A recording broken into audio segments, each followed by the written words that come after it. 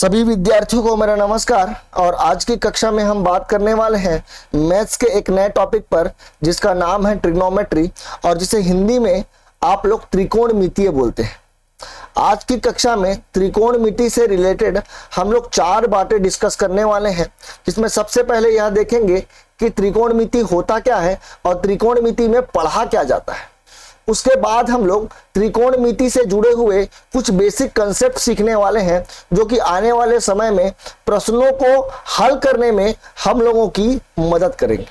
साथ ही साथ आज की कक्षा में मैं आपसे 2 खास प्रकार के प्रश्न पर भी बात करने वाला हूं।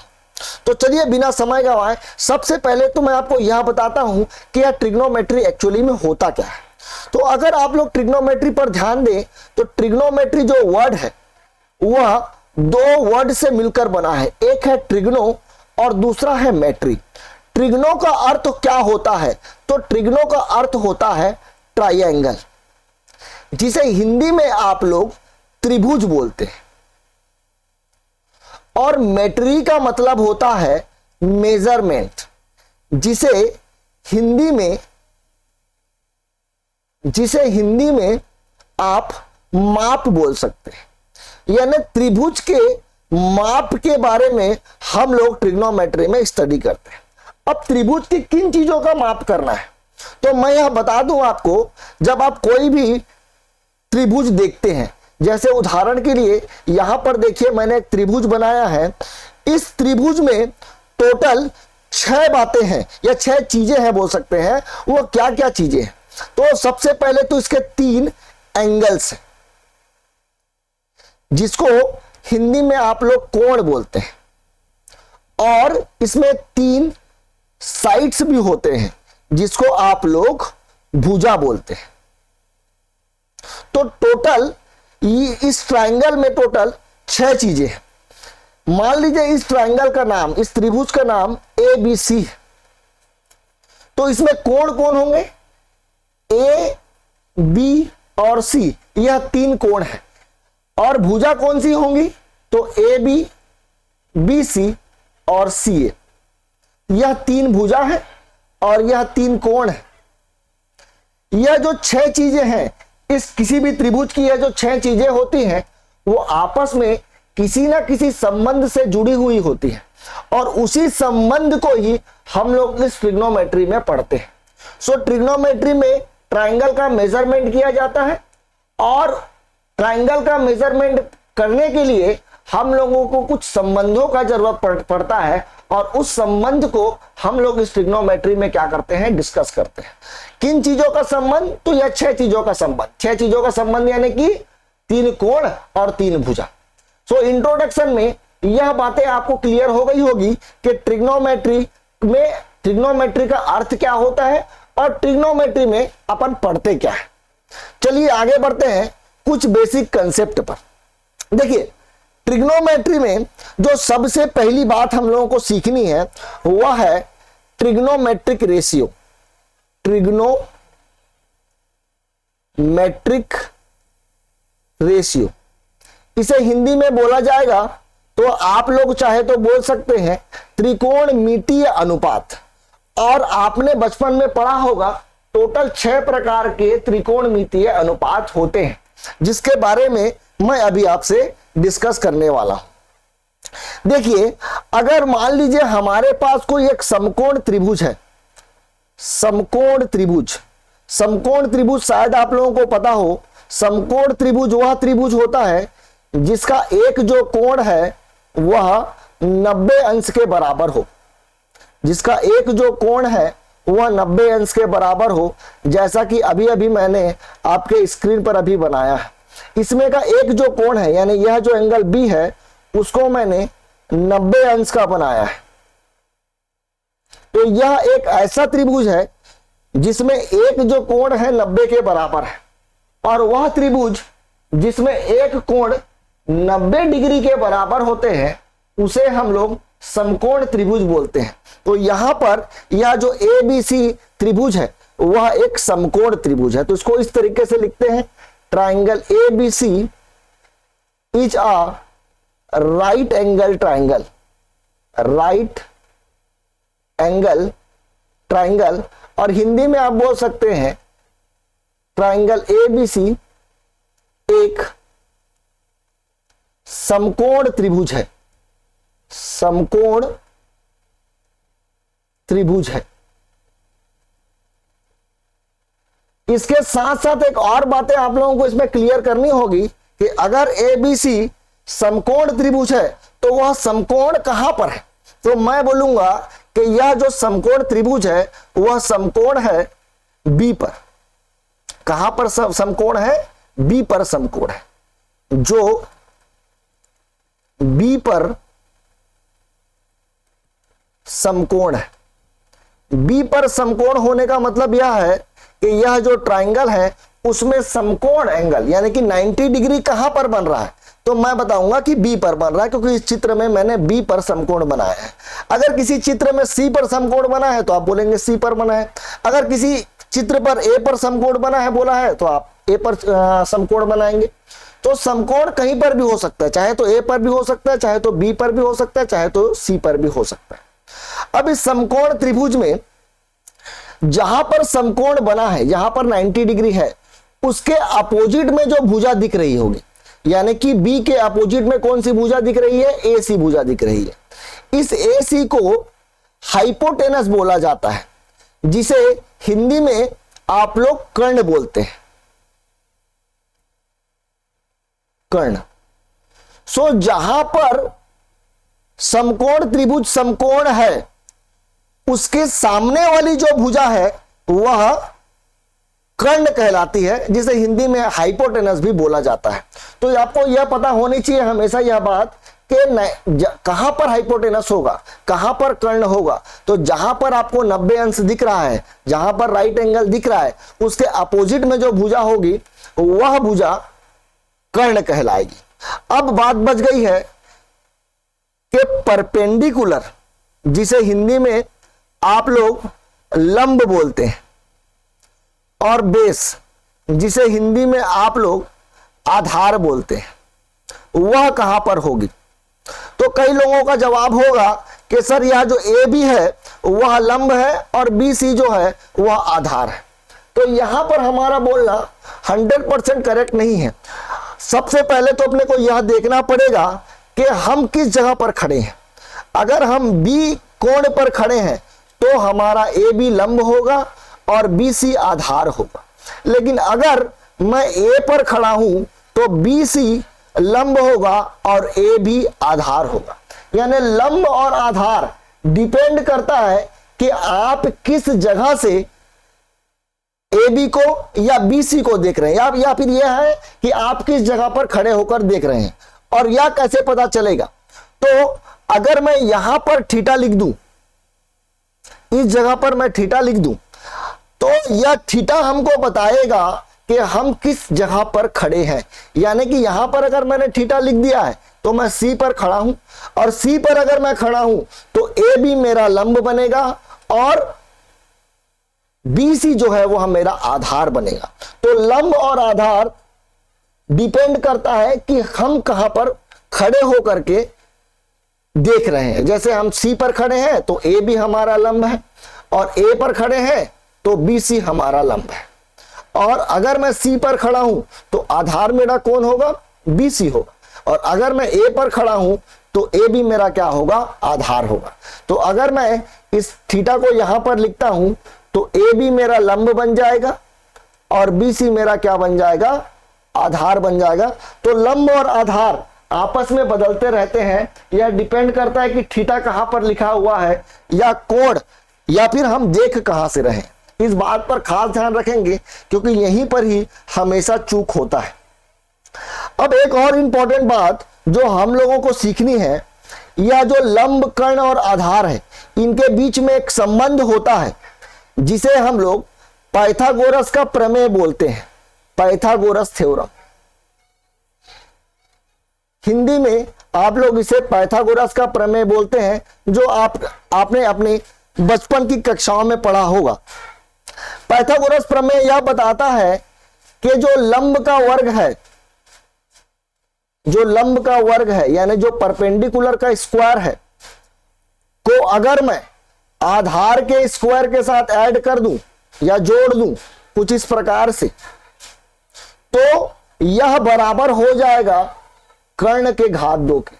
किसी भी समकोण त्रिभुज में यह जो संबंध है वो हमेशा एप्लीकेबल होगा, यानी हमेशा किसी भी समकोण त्रिभुज में त्रिभुज बनाया जाए तो वहां पर लंब का जो घात 2 है और आधार का घात 2 है, दोनों को अगर मैं जोड़ूं तो वह कर्ण के घात 2 के बराबर होगा ही होगा, यह 100% बात है। जैसे उदाहरण के लिए मेरे को कोई यह बोलता है कि लंब जो है 3 के बराबर है और आधार जो है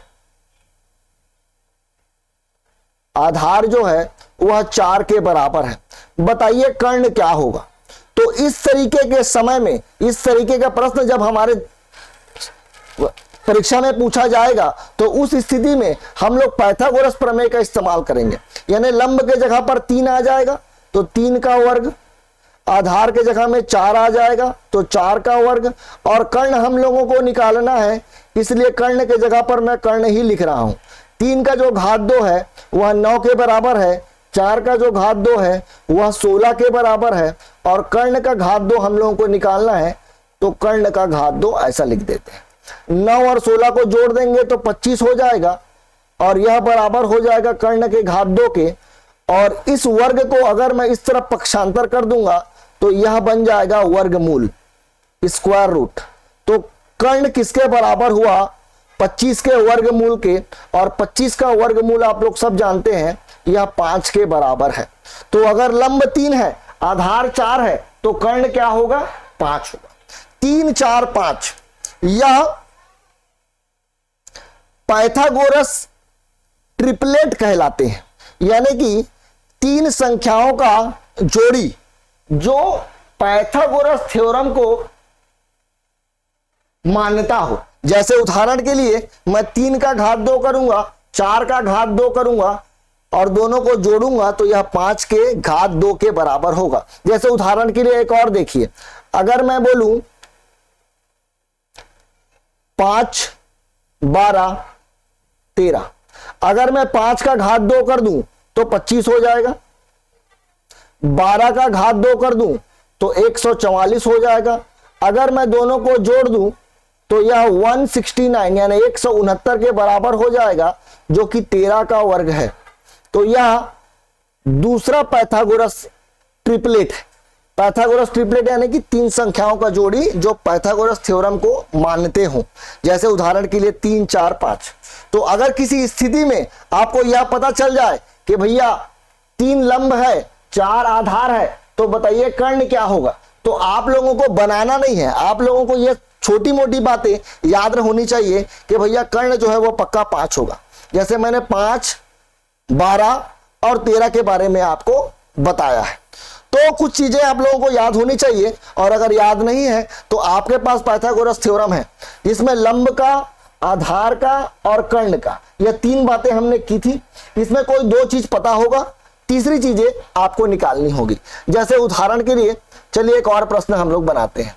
मान लीजिए बोला गया है कि कर्ण 10 दिया है, कर्ण जो है वह 10 दिया है, माफ कीजिएगा 10 दिया है, और आधार जो है वह 6 दिया है। बताइए लंब क्या होगा। तो उस स्थिति में फिर से हम लोग किसका इस्तेमाल करेंगे? पाइथागोरस प्रमेय का इस्तेमाल करेंगे, जो कि हमको पता है कि लंब का घात 2 और आधार का घात 2 को अगर मैं जोड़ दूं तो यह कर्ण के घात 2 के बराबर हो जाता है। अब इसमें देखिए लंब का मान नहीं दिया है तो लंब के जगह लंब ही रहने दें, आधार के जगह पर 6 दिया है तो आप 6 रख दें, 6 का घात 2, और कर्ण के जगह पर 10 दे दिया है तो इसके जगह पर 10 पुट कर दें, 10 का घात 2। लंब का मान निकालना है तो इसको ऐसे ही रहने देंगे, 6 का वर्ग करेंगे तो 36 के बराबर हो जाएगा, बराबर 10 का घात 2 करेंगे तो यह 100 के बराबर हो जाएगा। इस 36 को अगर इस तरफ पक्षांतर कर दिया जाए तो 100 माइनस 36 हो जाएगा, और 100 में 36 घटा दूं तो यह 64 के बराबर हो जाएगा। लंब का वर्ग, इस वर्ग को अगर इस तरफ पक्षांतर किया जाएगा तो यह वर्गमूल बन जाएगा, और जब यह वर्गमूल बन जाएगा तो 64 का वर्गमूल 8 होता है। यह बात आपको पता होनी चाहिए। तो लंब का मान क्या निकला? 8 निकला। तो देखिए, आप लोगों को कोई भी दो चीज पता हो और तीसरा चीज निकालना हो, चाहे लंब और आधार पता हो, चाहे लंब और कर्ण पता हो, चाहे आधार और कर्ण पता हो, कोई भी दो चीजें अगर हमको पता है तो तीसरी जो चीज है वह हम लोग पाइथागोरस प्रमेय से निकाल सकते हैं। और आने वाले समय में यह आपको निकालने आना चाहिए, क्योंकि इस तरीके के प्रश्न आपके परीक्षाओं में पूछे जाते हैं। डायरेक्टली आपको आधार या लंब निकालने के लिए तो नहीं बोला जाएगा, लेकिन आने वाले समय में जो प्रश्न हम लोग बनाने वाले हैं उस प्रश्न में इनकी जरूरत है। तो इतनी सारी बातें आपको समझ में आ गई होगी। हमारे पास एक समकोण त्रिभुज था और इस समकोण त्रिभुज में क्या क्या चीजें होंगी?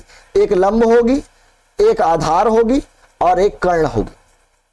अब अगली इंपॉर्टेंट बात मैं आपसे करने वाला हूं, बहुत ध्यान से सुनेंगे और समझने की कोशिश करेंगे। हम लोग बात कर रहे थे त्रिकोणमितीय अनुपात की। अब यह त्रिकोणमितीय अनुपात क्या है? तो त्रिकोणमितीय अनुपात से पहले मैंने आपको पाइथागोरस का प्रमेय समझाया है, क्योंकि यह चीज हम लोगों को अभी आने वाले समय में जरूरत पड़ने वाली है। तो हमारे पास देखिए, किसी भी समकोण त्रिभुज में तीन चीजें होती है, एक कर्ण होती है, एक लंब होती है और एक आधार होती है। अगर मैं दो का जोड़ी बनाऊं और इनका अनुपात निकालूं, जैसे उदाहरण के लिए लंब का अनुपात अगर मैं निकालता हूं कर्ण के साथ, लंब बटे कर्ण, या फिर चाहूं तो मैं आधार का अनुपात कर्ण के साथ भी निकाल सकता हूं, या अगर मैं चाहूं तो लंब का अनुपात आधार के साथ भी निकाल सकता हूं। चाहे तो मैं चीजों को उल्टा भी कर सकता हूं, यानी कि कर्ण बटे लंब भी कर सकता हूं चाहूं तो, कर्ण बटे आधार भी कर दूं चाहूं तो, या तो आधार बटे कर्ण कर दूं चाहूं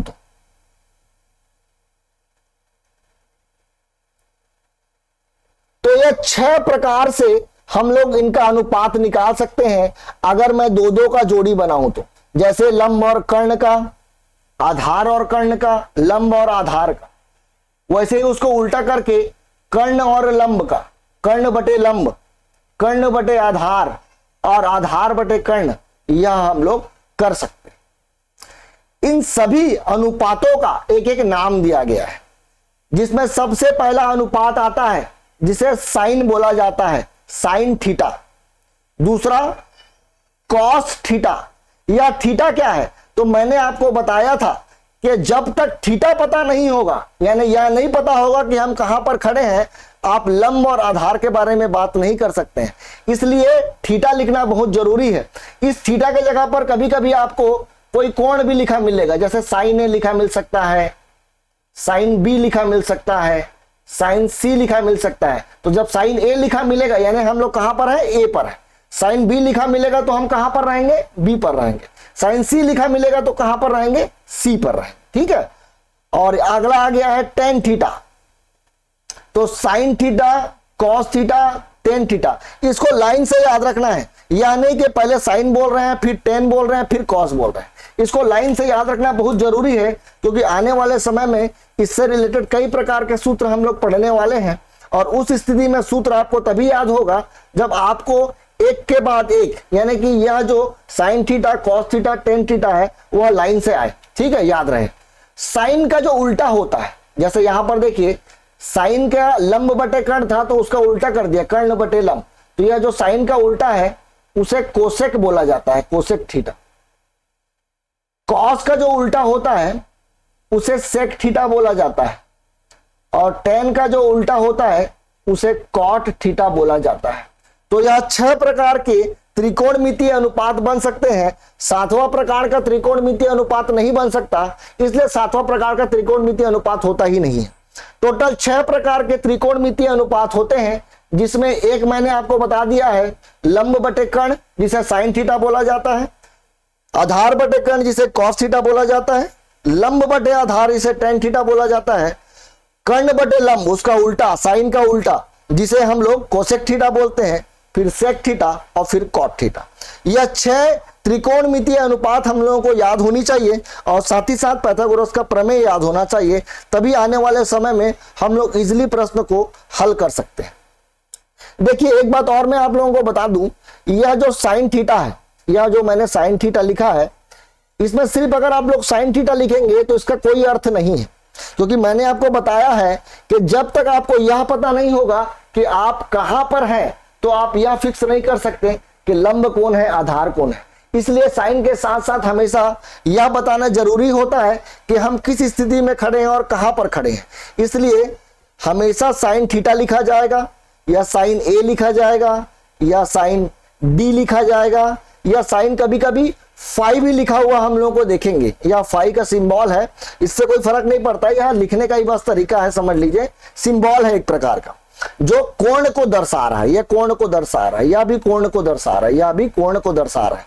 और कोण को दर्शाने के वजह से ही हम लोग यह बताएंगे कि हमारा लंब कौन है, कर्ण कौन है और आधार कौन है। तो यह दो बातें आप लोगों को बहुत अच्छे से पता होना चाहिए, एक पाइथागोरस का प्रमेय, दूसरा यह अनुपात। और इसको याद करने के लिए बचपन में हमने एक शॉर्टकट भी पढ़ा था जिसे लाल बटे कका बोला जाता है। लाल, फिर लाल का फिर यहां पर आ अलग लिख दिया, लाल बटे कका, या अगर अंग्रेजी में लिखना चाहे तो ज्यादा अच्छा है, LAL, लाल बटे कका। इसमें यह जो पहला चीज दिख रहा है आपको, यह लंब बटे कर्ण है और यही साइन का सूत्र है। इसमें जो दूसरा चीज हम लोगों को दिख रहा है आधार बटे कर्ण, यह कॉस का सूत्र है। और यह जो तीसरा चीज हमको दिख रहा है लंब बटे आधार, यह tan का सूत्र है। और अगर हम लोग इसे उल्टा कर दें, कका बटे लाल कर दें, तो उस स्थिति में हम लोगों को कोसेक का, सेक का और कॉट का सूत्र याद हो जाएगा। तो यह याद करने का शॉर्टकट है, उम्मीद करता हूं यह आपने बचपन में पढ़ा होगा और साथ ही साथ पाइथागोरस थ्योरम भी या पाइथागोरस प्रमेय भी आप लोगों को क्लियर होगा। अब हम लोग नेक्स्ट आगे बढ़ते हैं प्रश्न की ओर कि जब भी प्रश्न पूछा जाएगा तो किस प्रकार से पूछा जाएगा और उसका हल हमको किस प्रकार से करना है। तो यह पहला प्रश्न आपके स्क्रीन पर अभी दिखाई दे रहा होगा, जिसमें लिखा है cos A का मान 4/5, cos A का मान 4/5 है, बताइए tan A का मान क्या होगा। तो देखिए अगर मेरे को tan A का मान निकालना है तो आपको यह पता होना चाहिए कि tan A का यानी tan का या tan थीटा का सूत्र क्या है। तो अभी हमने पढ़ा था यह लंब बटे आधार के बराबर होता है, लंब बटे आधार के बराबर होता है। यानी कि अगर हमको tan A निकालना है तो लंब पता होना चाहिए और आधार पता होना चाहिए। और हमको दिया क्या है cos A, cos का भी सूत्र हमको पता है जो कि बराबर है आधार बटे कर्ण के। यानी आधार हम लोगों को यहां से कितना दिखाई दे रहा है, 4 दिखाई दे रहा है, कर्ण हम लोगों को कितना दिखाई दे रहा है, 5 दिखाई दे रहा है। तो बताइए लंब क्या होगा। तो सिंपल सी बात है, हमने अभी अभी पढ़ा है कि 3 4 5 का हमेशा जोड़ी होता है, तो यहां पर 3 आने वाला है। और अगर नहीं भी आता है तो आपको पाइथागोरस का प्रमेय लगाना पड़ेगा, यानी आधार का वर्ग धन लंब का वर्ग बटे कर्ण का वर्ग। आधार का वर्ग यानी कि 4 का वर्ग 16 हो जाएगा, लंब निकालना था तो लंब का वर्ग लिख दिया, और कर्ण का वर्ग 5 का वर्ग 25 के बराबर हो जाएगा। इसको उठाकर इधर ट्रांसफर कर देंगे तो 25 में 16 घटाएंगे तो 9 बचेगा, और लंब का घात 2 9 के बराबर है तो लंब 3 के बराबर होगा। तो लंब का मान हमको पता चल गया, तो लंब के जगह पर अपन क्या लिख देंगे, 3 लिख देंगे। और आधार का मान 4 के बराबर दिख रहा है तो 4 लिख देंगे। तो tan A का जो मान है वह किसके बराबर हो गया, 3/4 के बराबर हो गया, जो कि ऑप्शन नंबर ए में हम लोगों को दिखाई दे रहा है। चाहे तो आपसे कुछ और भी पूछा जा सकता था, जैसे उदाहरण के लिए आपसे कोसेक पूछा जा सकता था। बहुत ध्यान से सुनेंगे, कोसेक अगर पूछता तो कोसेक का सूत्र क्या है, कर्ण बटे लंब। और कर्ण क्या आया है हमारे पास, कर्ण जो है हमारे पास 5 है, और लंब किसके बराबर है, तो लंब अभी हमने 3 निकाला था, तो यह 3 के बराबर है। तो यह देखिए यह 5/3 के बराबर हो गया। तो आपसे कोई भी प्रश्न पूछा जा सकता है, साइन निकालिए, कॉस निकालिए, tan निकालिए, कोई भी एक त्रिकोणमितीय अनुपात आपको दे दिया है और दूसरा त्रिकोणमितीय अनुपात निकालने के लिए बोला गया है। जैसे नेक्स्ट प्रश्न में देखते हैं। दूसरे प्रश्न में देखिए tan a का मान दे दिया है, tan a का मान 3/4 दे दिया है। सबसे पहले यह बताइए कि tan a किसके बराबर होता है, तो मैं बोलूंगा लंब बटे आधार के बराबर होता है। तो लंब आपको पता चल चुका है 3, आधार पता चल चुका है 4, तो बताइए कर्ण क्या होगा। तो 3 4 5 की जोड़ी होती है तो कर्ण 5 के बराबर है। और अगर आपको याद नहीं है तो आपको पाइथागोरस का प्रमेय लगाना पड़ेगा। और हमको इस बार वह वैल्यू मांग रहा है cos स्क्वायर a का, यानी कि हमको cos a निकालना पड़ेगा और साथ ही साथ sin a निकालना पड़ेगा और उसका वर्ग करके दोनों को माइनस करना पड़ेगा। यहां माइनस करने के लिए बोला गया। तो देखिए cos का मान कैसे निकाले। cos का सूत्र होता है आधार बटे कर्ण। तो आधार का मान 4 दिया है तो मैंने 4 लिख दिया, कर्ण का मान 5 दिया है तो मैंने 5 लिख दिया, तो 4/5 यहां हो गया। साइन का मान क्या होता है, साइन का मान होता है लंब बटे कर्ण। तो लंब का मान 3 दिया है और कर्ण का जो मान है वह 5 के बराबर है, तो 3/5। अब हमको क्या करना है, यह तो cos a का मान है, हमको तो cos स्क्वायर a चाहिए, यानी कि cos का स्क्वायर करना है। तो 4/5 का अगर मैं वर्ग कर दूं तो यह 16/25 के बराबर हो जाएगा। वही साइन का वर्ग अगर मैं कर दूं, साइन स्क्वायर a निकालूं तो यह 9/25 के बराबर हो जाएगा। और इन दोनों को वह घटाने के लिए बोला था, तो 16/25 माइनस 9/25, तो 16 में अगर मैं 9 माइनस कर दूं तो यह बराबर हो जाएगा 7/25 और 7/25 हमारा उत्तर है, जो कि ऑप्शन नंबर डी में आप लोगों को दिखाई दे रहा है। तो देखिए इस तरीके से प्रश्न को थोड़ा घुमाकर भी पूछा जा सकता था। डायरेक्टली आपसे cos a का मान नहीं पूछा गया या sin a का मान नहीं पूछा गया, वह बोला है कि cos स्क्वायर a और sin स्क्वायर a दोनों को घटाना है। तो पहले आपको cos स्क्वायर a निकालना पड़ेगा, फिर sin स्क्वायर a निकालना पड़ेगा और फिर दोनों को घटाना पड़ेगा। चलिए नेक्स्ट प्रश्न की ओर आगे बढ़ते हैं। इसी में ही यहां पर देखिए sin a का मान दिया है और आपको cot a निकालने के लिए बोला है। तो देखिए sin a बराबर 1/2 अगर दिया है तो sin का सूत्र होता है लंब बटे कर्ण, यानी लंब कितना दिखाई दे रहा है 1 और कर्ण कितना दिखाई दे रहा है 2। तो 1 2 में तो हमने कोई जोड़ी नहीं पढ़ा था, इसलिए हम लोग सीधा पाइथागोरस प्रमेय लगाते हैं। लंब का घात 2 धन आधार का घात 2 बराबर कर्ण का घात 2। अपने को आधार निकालना है तो लंब का घात 2 1 का घात 2 1 हो जाएगा, आधार का घात 2 आधार तो निकालना था तो इसको आधार का घात 2 ही रहने देते हैं। कर्ण का घात 2 यानी 2 का घात 2 करेंगे तो यह 4 के बराबर हो जाएगा। इसको अगर मैं इधर ट्रांसफर कर दूं, पक्षांतर कर दूं, तो 4 में से 1 घटाएंगे तो 3 के बराबर हो जाएगा।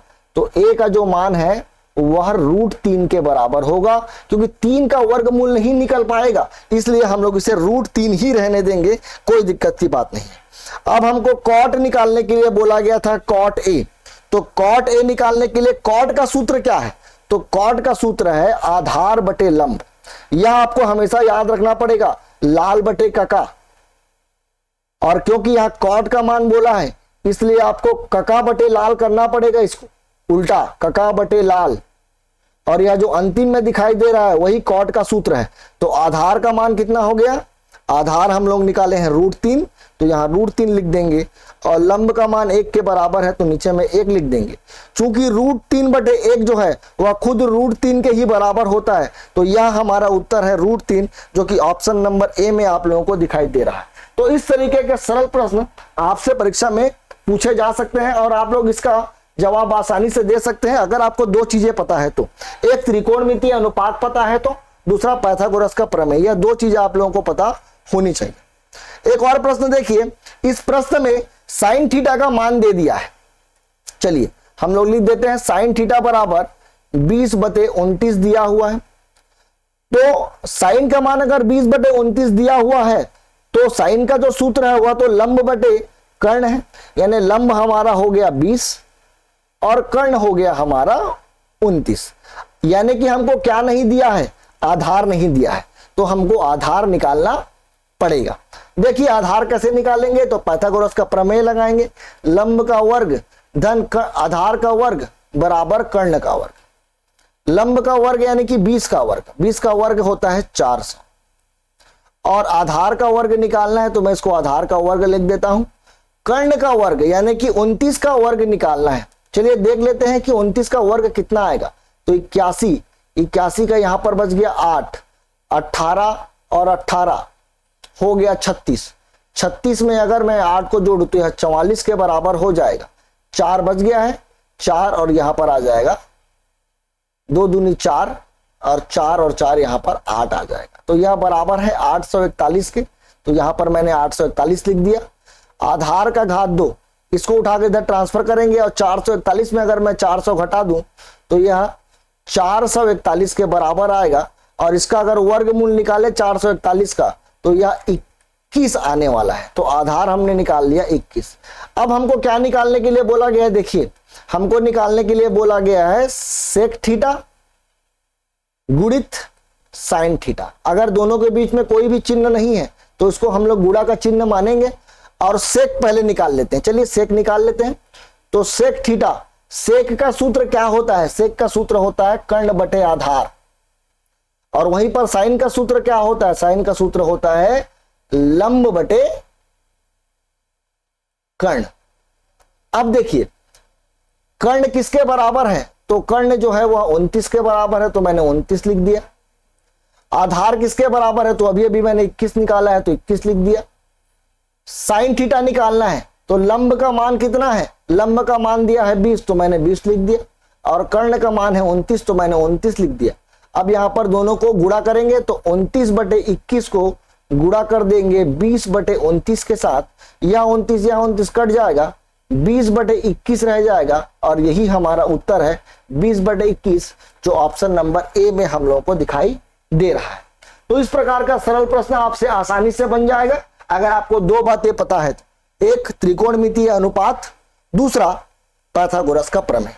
एक और प्रश्न देखिए, यह प्रश्न थोड़ा सा घुमाया गया है, बात को बहुत ध्यान से सुनना है और समझने का प्रयास करना है। इस तरीके का प्रश्न आपसे पेपर में पूछा जा सकता है। देखिए प्रश्न में बोला गया है कोसेक ए का मान दिया है और कोसेक ए का मान जो है इस बार थोड़ा अजीबोगरीब दिया है, √10 के बराबर दिया है। हमेशा यहां पर जो भी मान हम लोगों को दिया होता था वो हमेशा बटे में होता था, लेकिन इस बार यह बटे में नहीं है। तो अगर बटे में नहीं है तो नीचे में बटा करके 1 लगा दें। सबसे पहला काम तो आपको यह करना है। अब देखिए कोसेक का सूत्र क्या होता है? तो कोसेक का सूत्र होता है कर्ण बटे लंब। तो अपने को कर्ण का मान दिया है √10 और लंब का मान दिया है 1। क्या नहीं दिया है? आधार नहीं। तो पहला काम आपका आधार निकालना है। आधार कैसे निकालेंगे? तो पाइथागोरस का प्रमेय, लंब का घात 2 धन आधार का घात 2 बराबर कर्ण का घात 2। लंब का घात 2 1 का घात 2 1 के बराबर हो गया। आधार निकालना है और अगर मैं कर्ण का वर्ग कर दूं यानी √10 का वर्ग कर दूं तो √10 गुणित √10 कितना हो जाएगा जी? √100 हो जाएगा और √100 यानी कि 10 के बराबर हो जाएगा। तो यह 10 के बराबर आया। इसको उठाकर इधर ट्रांसफर कर देंगे तो ए आधार का जो वर्ग है वह बराबर हो जाएगा 10 - 1 यानी कि 9 के, और आधार जो है वह खुद 3 के बराबर हो जाएगा। तो आधार हमने निकाल लिया 3। और आपको निकालने के लिए क्या बोला है? वह सेक ए बोला है। तो सेक ए का सूत्र क्या होता है? तो यह कॉस का उल्टा होता है। तो कॉस का अगर याद है आपको तो सेक का भी याद हो जाएगा, कर्ण बटे आधार। तो कर्ण का मान क्या था? √10 था और आधार अभी अभी हमने निकाला है जो कि 3 के बराबर है। तो √10 बटे 3 ऑप्शन नंबर डी हमारा करेक्ट आंसर होगा। चलिए नेक्स्ट प्रश्न की ओर आगे बढ़ते हैं। नेक्स्ट प्रश्न को देखिए। नेक्स्ट प्रश्न, इसको बनाने का एक और खास तरीका बताया जाएगा। यह टाइप 2 प्रश्न है। अभी अभी जितने भी प्रश्न हमने बताए थे वो टाइप 1 है, यानी कि सिंपल में आपको कोई त्रिकोणमितीय अनुपात दे दिया हो और दूसरा त्रिकोणमितीय अनुपात निकालने के लिए बोला जाए। इस प्रश्न में क्या करना है? देखिए इस प्रश्न में tan थीटा बराबर 4 बटे यह जो 7 था ऊपर में, इस 7 को मैं पक्षांतर कर दूंगा तो यह 7 आ जाएगा नीचे। तो एक तरीका यह है इसको बनाने का जिसमें आप इसे लंब बटे आधार बोले, यानी लंब का मान 4 और आधार का मान 7 बोले, और फिर कर्ण निकालें और उसके बाद साइन का मान निकाले और कॉस का मान निकाले। कि यह तरीका है। एक दूसरा तरीका यह है इस टाइप के प्रश्न को बनाने के लिए, बात को बहुत ध्यान से सुनना है, मैं इसको दूसरा तरीके से आपको बताने का प्रयास करता हूं। देखिए साइन का जो मान होता है वह लंब बटे कर्ण के बराबर होता है, वहीं पर कॉस का जो मान होता है वह आधार बटे कर्ण के बराबर होता है। अगर मैं दोनों को भाग कर दूं, यानी साइन थीटा और कॉस थीटा को अगर मैं भाग कर देता हूं, तो यह लंब बटे कर्ण बटे आधार बटे कर्ण, यह कर्ण और यह कर्ण दोनों कट जाएगा, बचेगा क्या, लंब बटे आधार। और लंब बटे आधार किसका सूत्र होता है, टेन थीटा का सूत्र होता है। तो याद यह रखना है आपको कि टेन थीटा का जो मान है वह साइन बटे कॉस के बराबर होता है। और इसी का विपरीत भी बता देता हूं, कॉट जो कि टेन का उल्टा है, इसका मान क्या होगा, तो इसको उल्टा कर देते हैं, कॉस बटे साइन के बराबर होगा। यह दो चीज को आप लोगों को याद रखना है, यह बहुत सारी जगहों पर आप लोगों को मदद करने वाला है। अगर यह दो बातें आप लोगों को पता है कि टेन थीटा जो होता है वह साइन थीटा बटे कॉस थीटा होता है, और कॉट जो होता है वह कॉस थीटा बटे साइन थीटा होता है, तो इस तरीके के जो प्रश्न आप लोगों को दिख रहे हैं, देखिए जिसमें टेन थीटा का मान दिया है, टेन थीटा का मान 4/7 दिया है, तो यहां से हम लोग यह सोचते हैं कि ऊपर में साइन था, साइन बटे कॉस, तो 4 को कुछ समय के लिए साइन मान लेते हैं और 7 को कुछ समय के लिए कॉस मान लेते हैं। 4 को साइन मान लेते हैं और 7 को कॉस मान लेते हैं, क्योंकि टेन जो थीटा जो होता है वह साइन बटे कॉस के बराबर होता है। अब जो मान निकालना है उसको देखिए, सबसे पहले लिखा था 7 यहां पर, उसके बाद लिखा है साइन थीटा, साइन थीटा को मैं 4 बोल रहा हूं तो इसके जगह पर 4 लिख देते हैं, माइनस 3 के जगह पर 3, कॉस थीटा का मान 7 दिखाई दे रहा है तो इसके जगह पर मैं 7 लिख देता हूं, ठीक है, बटे 7 साइन थीटा, तो फिर से मैं 7 गुणित साइन का मान 4 लिया हूं, धन कर देता हूं 3 गुणित 7। अब अगर इसको हम लोग हल करें तो यहां पर देखिए यह 28 है और यह 21 है, 28 में अगर मैं 21 माइनस कर दूं तो यह 7 के बराबर आने वाला है, ठीक है, 7 के बराबर आने वाला है। 28 में 21 माइनस करेंगे तो 7 के बराबर आएगा, और यहां पर यह 28 है और यह 21 है, और 28 और 21 को अगर मैं जोड़ूं तो यह 49 के बराबर होगा, तो नीचे में 49 आ गया, 7 एकम 7, 7 सत्ते 49, तो देखिए 1/7 हमारा उत्तर, जो कि ऑप्शन नंबर सी। देखिए एक तरीका तो यह था इस प्रश्न को बनाने का कि आप जो नॉर्मल विधि है जो इससे पहले अपन पढ़ रहे थे, जिसमें लंब का मान आधार का मान अपने को पता चल जाता, फिर कर्ण निकालते पाइथागोरस प्रमेय से, और उसके बाद साइन का मान निकालते, कॉस का मान निकालते, तो मेरे को लगता है कि उस स्थिति में यह प्रश्न बहुत ज्यादा बड़ा हो जाता।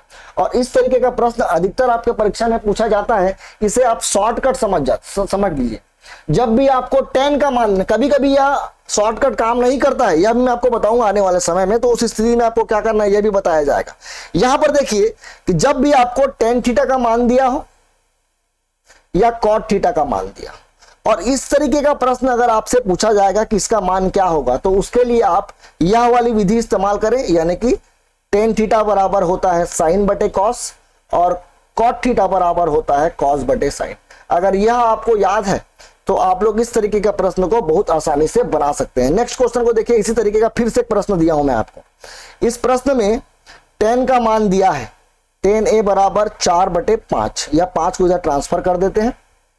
अब इसको हम लोग कुछ समय के लिए साइन मान लेते हैं और इसको कुछ समय के लिए कॉस मान लेते हैं, और यहां पर पुट कर देते हैं, तो 5 गुणित 4 माइनस 3 गुणित कॉस का मान 5 बटे 5 गुणित साइन का मान 4, फिर धन 2 गुणित कॉस का मान 5।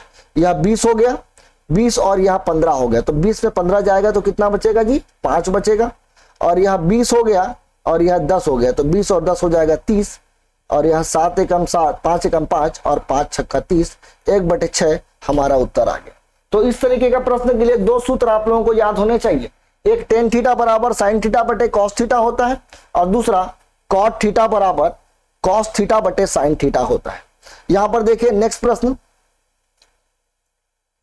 कुछ इस प्रकार से आप लोगों को दिखाई दे रहा हो। 10a का मान दिखाई दे रहा है आपको फिर से 1/√7। थोड़ा सा प्रश्न को घुमाया गया है, बात को बहुत ध्यान से सुनेंगे। कुछ समय के लिए इस एक को हम लोग साइन मान लेते हैं और इसको हम लोग कॉस मान लेते हैं। तो साइन a का मान 1 है और cos a का मान √7 है। लेकिन जो प्रश्न पूछा गया है उस प्रश्न में तो साइन भी नहीं दिया है और cos भी नहीं दिया है। क्या दिया है? कोसेक दिया है और सेक दिया है। तो इस स्थिति में आपको यह याद रखना पड़ेगा कि कोसेक जो होता है वो साइन का उल्टा होता है, और जब कोसेक साइन का उल्टा होता है तो इस एक का भी उल्टा कर देंगे तो एक का उल्टा हो जाएगा 1/1, तो इसको मैं 1 ही बोलूंगा। तो कोसेक का मान क्या निकल गया? 1 निकल गया। और अगर मैं सेक के बारे में बात करूं तो सेक जो होता है वो कॉस का रेसिप्रोकल यानी कॉस का उल्टा होता है, तो √7 का उल्टा होगा 1/√7। तो देखिए आपने कोसेक भी निकाल लिया और सेक भी निकाल लिया तुरंत, बिना आधार लंब या बिना पाइथागोरस प्रमेय का इस्तेमाल किए। अब देखिए आपने को कोसेक स्क्वायर ए चाहिए, यानी कि इसका स्क्वायर करना पड़ेगा। तो कोसेक स्क्वायर ए क्या होगा? कोसेक स्क्वायर ए हो जाएगा 1 का वर्ग 1, और सेक स्क्वायर ए क्या हो जाएगा? तो सेक स्क्वायर ए 1 का वर्ग 1 होता है और √7 का वर्ग करेंगे यानी √7 गुणित √7, यह √49 हो जाएगा, और √49 का जो मान होता है वह 7 के बराबर होता है, तो यह 1/7 हो गया।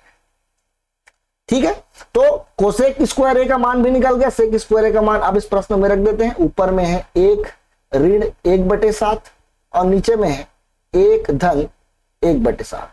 अगर मेरे को इन दोनों को जोड़ना है तो इसके नीचे मैं 1 लिखता हूं।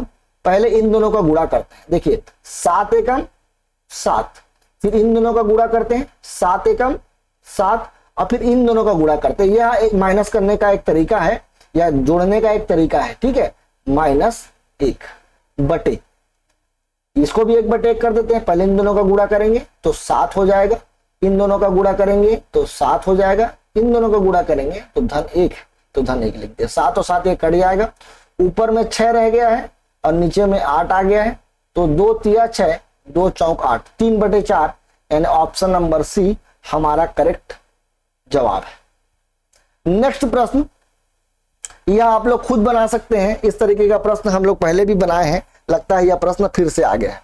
तो आज की कक्षा के लिए इतना ही। अगली कक्षा में त्रिकोणमिति से जुड़े हुए खास प्रकार के टेबल के बारे में हम लोग बात करेंगे, और कई प्रश्न जो त्रिकोणमिति अनुपात से ही रिलेटेड है, वह प्रश्न जल्दी से तब बन सकता है जब हम लोगों को टेबल बहुत अच्छे से याद हो।